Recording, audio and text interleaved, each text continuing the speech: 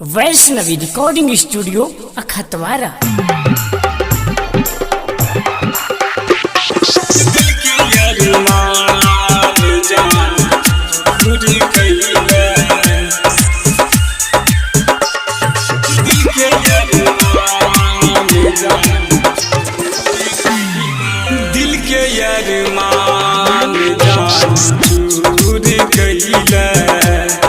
दिल के अरमान जान चूर कइला, अपना बना के किया दूर गेला, दिल के अरमान जान चूर कइला, दिल के अरमान जान चूर कइला, प्यार के नाम बदनाम कइला, दिल के अरमान जान चूर कइला, दिल के अरमान जान चूर कइला।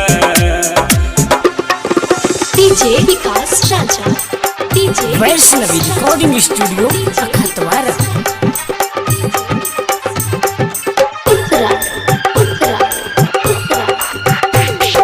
हमरा संग साथ दै के खेल कसम, हमरा संग साथ दै के खेल कसम, पल में तू के लागे भुलैया सनम, पल में तू के लागे भुलैया सनम, खून के आंसू तुगे कना गेला, खून के आंसू तुगे कना गेला, अपना बना के तुके ना दूर गेला, दिल के अरमान जान चूर गइला।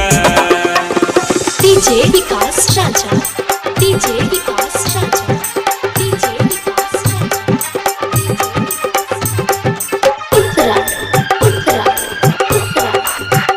जान से ज्यादा तोरा चाहलियो, जान से ज्यादा तोरा चाहलियो, जे जे कहला हम सब पूरा कलियो, जोगिंदर जोशीला के भूला गेला, जोगिंदर जोशीला के भूला गेला, दिल के अरमान जान चूर गइला, दिल के अरमान जान चूर गइला, अपना बना के ना दूर गेला, दिल के अरमान जान चूर गइला।